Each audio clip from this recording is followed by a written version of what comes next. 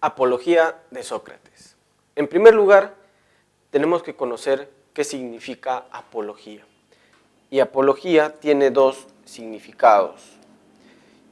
Y en efecto, estas dos significaciones las vamos a encontrar en la obra en general. En primer lugar, apología significa defensa. Y es cierto, Sócrates en la obra se defiende de las acusaciones de Meleto, Anito y Licón, que son acusadores que han llevado a Sócrates a un juicio, y Sócrates obviamente tiene que defenderse por ley. Y el segundo significado de apología significa o es elogio. Elogio. Y sí, en la apología ustedes van a encontrar algunos pasajes en los que efectivamente Sócrates pues como que se autoelogia, no por pedantería ni por altanería, sino porque ha reconocido este personaje de 70 años, ha reconocido que su labor divina, su mandato divino, su examen a los demás atenienses es muy importante, ¿no? Y por esta importancia él reconoce que es útil a la sociedad ateniense y que cuando él falte, la sociedad ateniense va a padecer, va a sufrir, va a sentir su ausencia. De esa manera, pues Sócrates como que se autoelogia. Además que desde el punto de vista del autor, el autor de la Apología de Sócrates es Platón, entonces este elogio es una suerte de autoelogio de parte de Sócrates, y también sería un elogio, ¿no? Un ensalzamiento de la figura del maestro de parte de Platón, o Aristócles, que era el nombre de Platón, ¿no? Aristócles alias Platón. Esto en primer lugar hay que entenderlo así, ¿no? Apología de Sócrates, o sea, la defensa de Sócrates frente a sus acusadores, o el ensalzamiento pues, de la figura del maestro de Sócrates desde la perspectiva de Platón.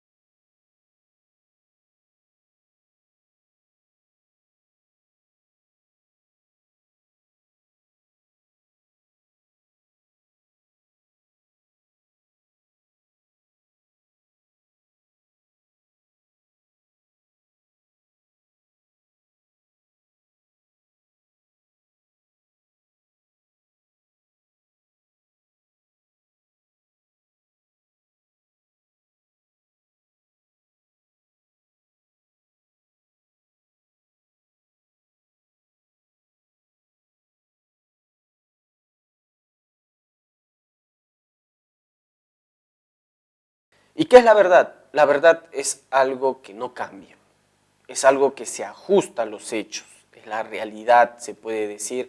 Por eso Sócrates sostiene que se defenderá con la realidad, o sea, dirá lo que es, dirá la verdad, porque la verdad es incorruptible. ¿Y qué sucedía pues en el entorno que rodeaba a Sócrates, en el entorno histórico, en el momento histórico? Sucedía pues que Atenas venía de perder la guerra contra Esparta y se vivió un momento bastante álgido, muchas muertes, muchas persecuciones. Este momento, el 399, es posterior al gobierno de los 30, ¿no? De los 30 tiranos. Entonces había mucha desconfianza al respecto. Además que Sócrates había sido maestro de Alcibiades, un personaje cuya lealtad siempre se ha puesto en tela de juicio, porque Alcibiades en un primer momento trabajó para los atenienses, en un segundo momento trabajó para los espartanos, e incluso en un tercer momento trabajó para los persas.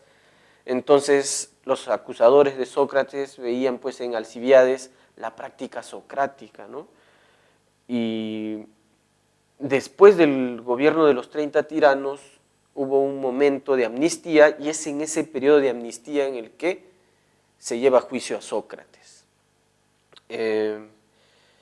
Lo acusaron de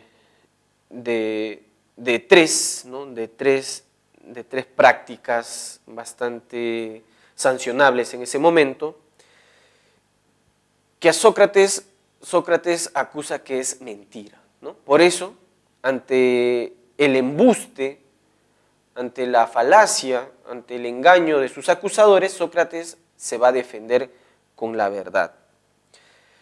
¿Cuáles son las tres acusaciones que le hacen a Sócrates? Son las siguientes. En primer lugar, Sócrates es capaz de convertir un argumento malo en bueno. ¿Ya? Esa fue la primera acusación. La segunda acusación, que Sócrates se dedica a la investigación de lo celeste, de lo celestial y subterráneo. ¿Ya? Y la tercera acusación es que Sócrates corrompe a los jóvenes.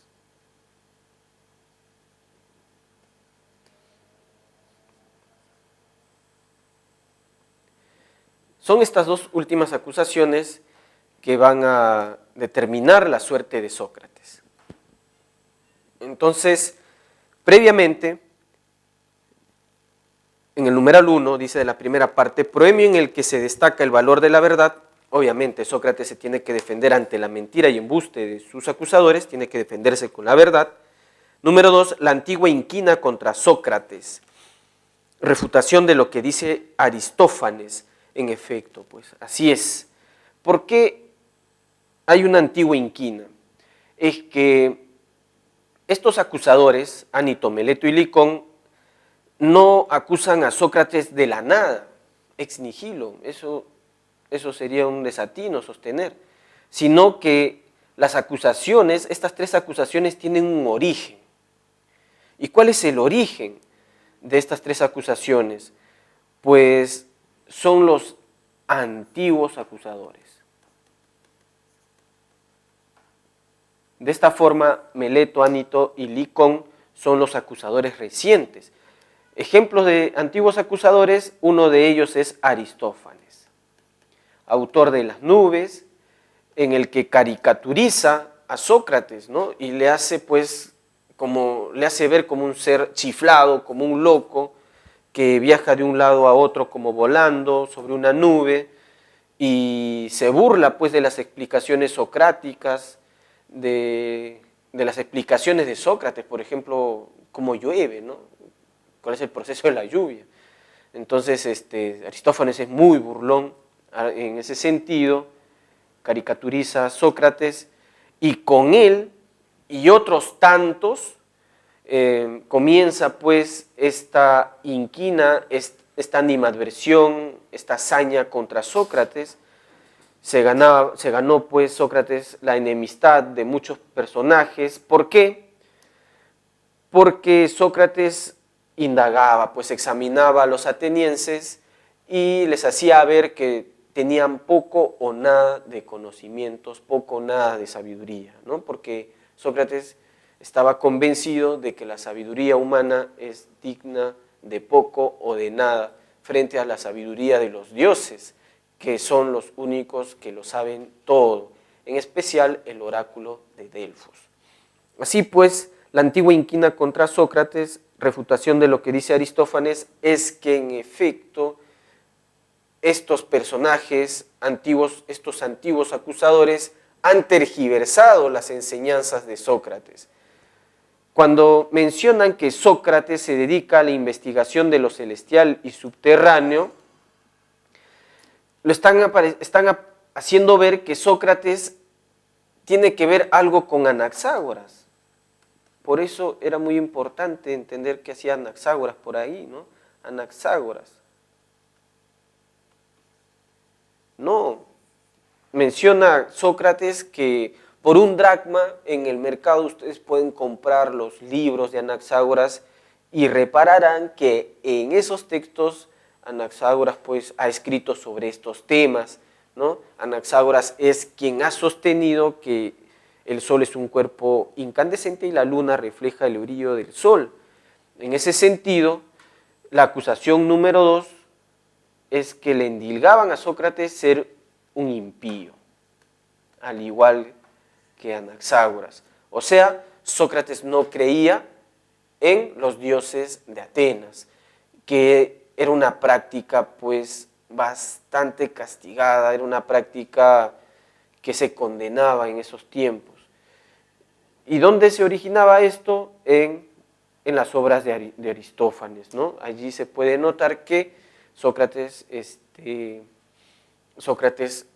predicaba estos temas y no es así. Sócrates menciona que no es así. Le dijo a sus acusadores recientes, Anito, Meleto y Licón, no crean que los jueces o el público presente son ignorantes, ¿no? Ellos saben que es Anaxágoras quien ha escrito sobre estos temas. Y si aún así los jueces determinan que yo soy culpable de impiedad, pues los jueces pecarán de ignorancia. Y la acusación que tuvo más peso, ¿no? Que tuvo más peso es la que dice que Sócrates corrompe a los jóvenes. Y esto ya tiene que ver pues con los tres acusadores, Anito, Meleto y Licón, y también se relaciona con los antiguos acusadores. Pero ¿por qué dijeron que Sócrates corrompe a los jóvenes? Es que Sócrates se dedicaba a autoexaminarse, ¿no? Autoexamen. Y de esa manera se dedicaba a hacerse un autoexamen, un autoconocimiento, o sea, conócete a ti mismo. Y esto es lo que quería que todo ateniense haga, ¿no? Sócrates quería que cada ateniense pues se autoexamine, cada persona del mundo se podría decir, se tiene que autoexaminar, se tiene que preocupar por su alma, por su propia alma. De manera que en este autoexamen uno va a llegar a la conclusión de que la sabiduría humana es limitada, no lo puede saber todo. Y si quieres saber algo más, pues en el diálogo, en las conversaciones, en este intercambio de sabidurías, se puede enriquecer el alma, se puede el alma nutrir de muchos conocimientos. Por eso es que el diálogo para Sócrates es fundamental, es muy importante.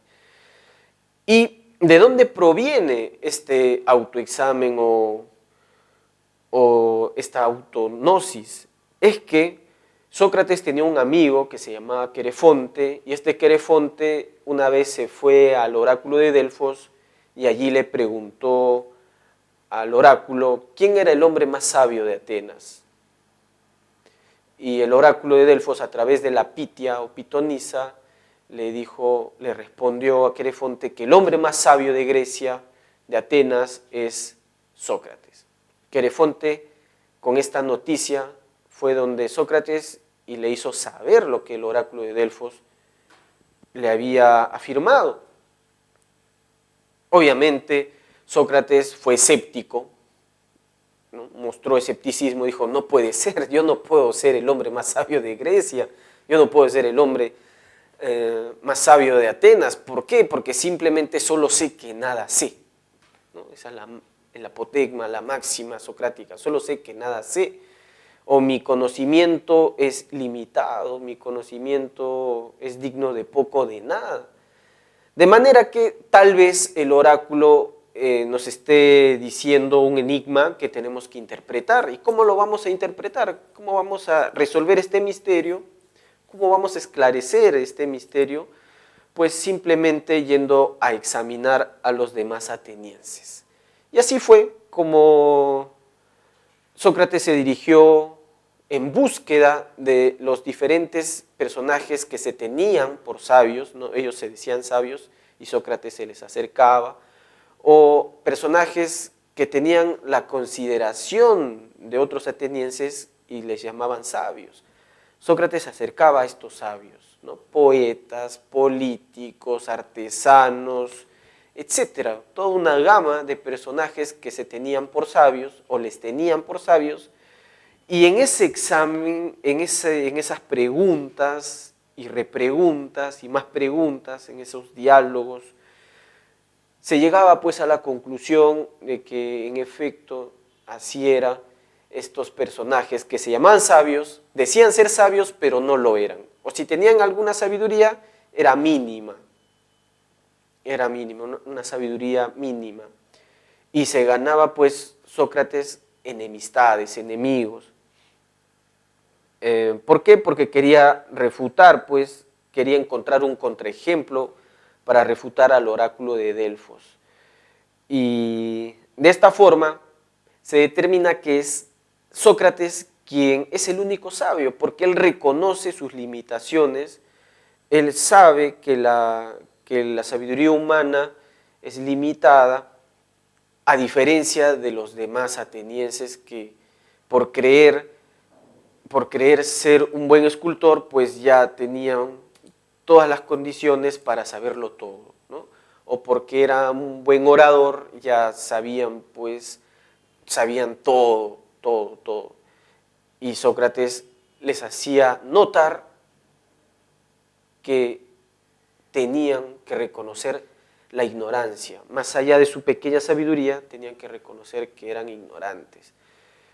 Y Sócrates se pasaba pues por muchas partes de Atenas llamando ignorantes, ¿no? A los que se llamaban sabios, y estos sabios eran pues sus antiguos acusadores, ¿no?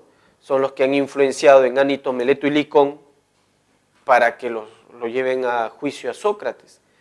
De manera que ese es el numeral número 3, el papel de Querefonte. Querefonte fue quien le avisó a Sócrates, que le dijo el oráculo dijo que Sócrates era el hombre más sabio, y por eso Sócrates empezó a indagar.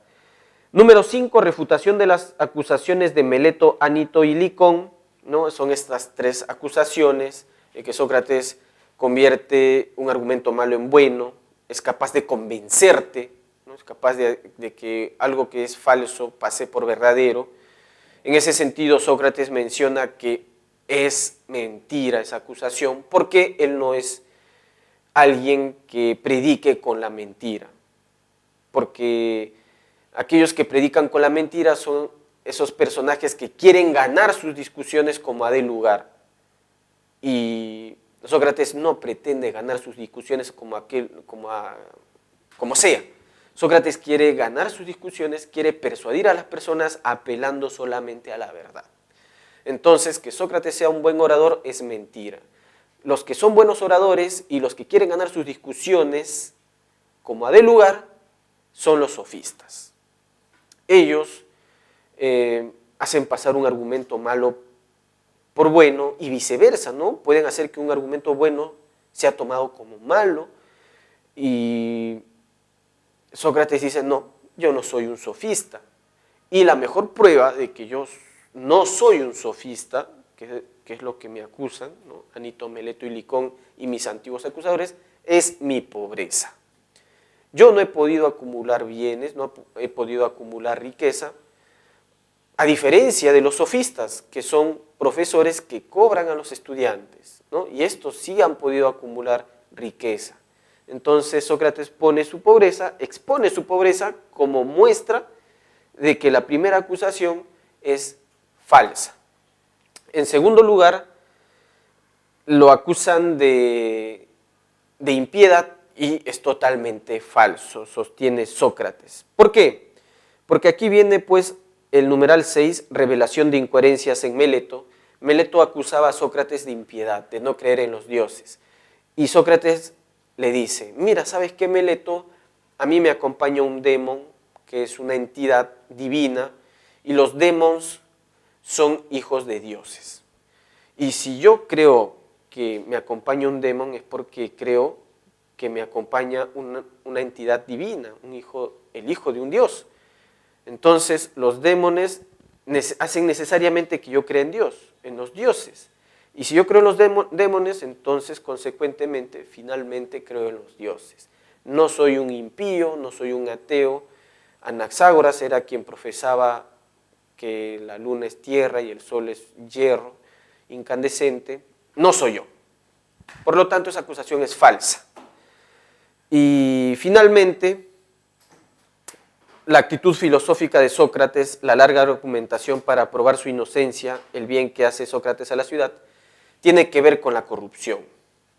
Con la corrupción, que es, creo yo, la acusación que determinó que a Sócrates se le imponga la pena capital, porque Sócrates podía pensar lo que quiera, podía pensar que la luna era tierra, que las estrellas no son dioses, sino que son cuerpos materiales, podía pensarlo, pero lo que no podía hacer en ese momento en Grecia y en buena parte de la democracia griega era exponer sus ideas y tratar de convencer a las demás personas de que el sol es hierro, la luna es tierra.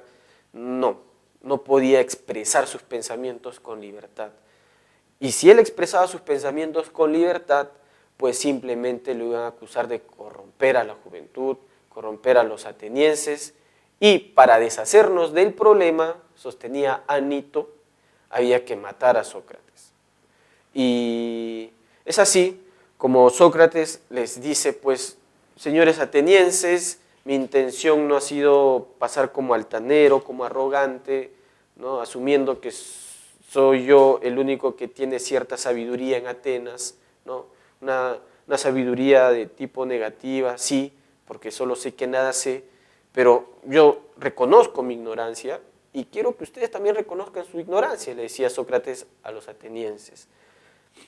Por lo tanto, yo soy necesario en la ciudad, soy un tábano para ustedes porque los estimulo a investigar, los estimulo a conversar, a dialogar, a buscar siempre la verdad de los asuntos. Quiero que ustedes sean virtuosos porque Atenas merece ciudadanos virtuosos por la reputación que tiene Atenas.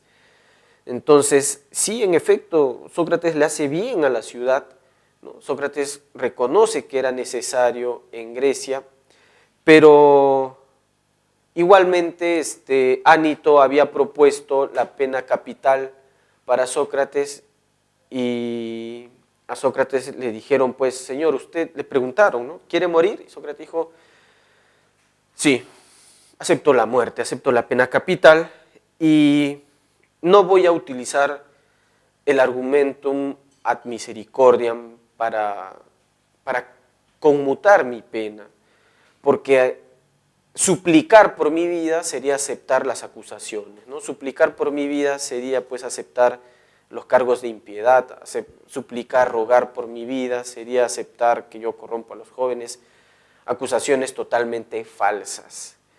Entonces, sí, tengo 3 hijos, ¿no? Tengo 3 hijos, pero aún así no voy a rogar por mi vida.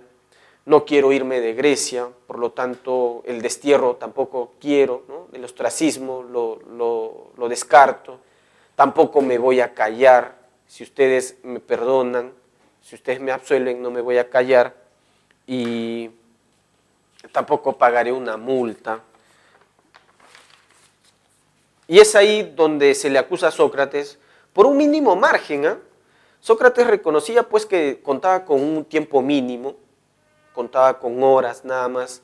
Imagínense las acusaciones, las tergiversaciones, las mentiras en torno a Sócrates tomaron años, ¿no? Años en formarse. Sócrates contaba con horas para defenderse y tratar de persuadir a los jueces que eran quienes determinaban el futuro de Sócrates. Y fue una votación estrecha, ¿no? 220 contra 280, 220 que votaron a favor de Sócrates, de la absolución, y 280 que votaron en contra de Sócrates. Entonces, como la diferencia era 60, faltaba solamente unos cuantos votos para que Sócrates sea absuelto totalmente. Le propusieron, pues, a Sócrates conmutar su pena, ¿no? O sea, le dijeron, oiga, señor, ¿quiere pagar una multa? No. ¿Quiere irse de Grecia? No. Porque ya estaba viejito, pues, ¿no? Entonces, ¿qué propone usted, Sócrates? Y Sócrates propuso la manutención en el Pritaneo. ¿Qué es el Pritaneo? El Pritaneo era, pues, aquel lugar donde se enclaustraban o donde se iban a vivir los campeones de las Olimpiadas, los deportistas calificados, ¿no? Y allí no trabajaban, sino que se les asignaba una partida económica para que ellos puedan vivir tranquilos. Y eso es lo que pedía Sócrates, porque reconocía que le hacía bien a los atenienses. Vieron pues los jueces cierta altanería, tal vez notaron que él no quería seguir viviendo, ¿no? Tenía 70 años, en aquellas épocas, imagínense, tenía artritis, ¿no? Tenía ciertos dolores corporales a los 70 años, tiene achaques, y también rechazó el ostracismo, que es el destierro, pues, ¿no? Como Anaxágoras, ¿no? Le dijeron, Sócrates, váyase de aquí. Dijo, Sócrates respondió que no me voy a ir de Atenas, ya tengo 70 años, si fuera joven tal vez se hubiese ido, ¿no? Pero no, dijo, me quedo aquí en Atenas, con resolución voy a seguir filosofando porque el dios de Delfos ha determinado que yo viva así, filosofando, y moriré filosofando. Entonces le propusieron finalmente una multa, un tanto irónicamente, sardónicamente. Sócrates le dice a los jueces que solamente puede pagar 30 minas, si quieren, ¿no? 30 minas. De esa forma, los jueces mayoritariamente acusaron a Sócrates, consideraron los jueces que las acusaciones eran verdaderas, por lo tanto, ameritaba a Sócrates la pena capital, la pena de muerte. Sócrates le dice a los jueces que cometen un craso error, han creído mentiras, embustes, falacias, y la historia los va a condenar. La historia hará ver que ustedes han condenado a muerte injustamente a un hombre que les hacía bien.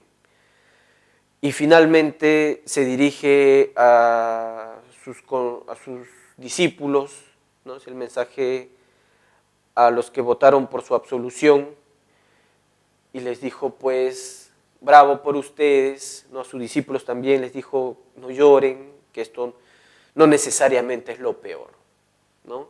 La pena de muerte demuestra cuán ignorantes son los jueces que me han condenado, y asimismo demuestra la tremenda ignorancia a la que muchos atenienses, muchas personas se exponen o ostentan, ¿no? ¿Por qué? ¿En qué sentido? ¿Por qué dice esto Sócrates con respecto a la pena capital? Sucede pues que se pregunta a Sócrates, ¿qué es la muerte? Yo les pregunto también a ustedes, estudiantes, ¿qué es la muerte? La muerte es el final de la vida. Sí, bueno, ya, listo.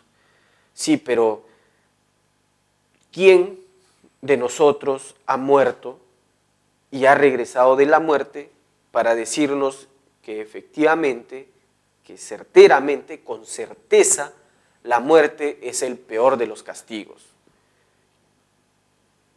Simplemente nadie, nadie, desde las épocas de Platón hasta ahora, nadie ha vuelto de la muerte para afirmar con certeza que la muerte es el peor de los castigos. Y es lo que sostenía Sócrates, ¿no?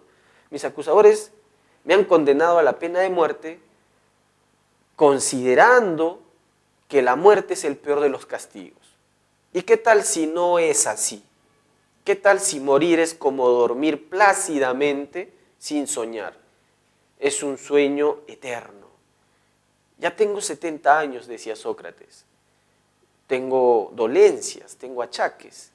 Entonces, si me matan, me condenan a la pena capital, me condenan a dormir, me estarían condenando a dormir plácidamente por la eternidad.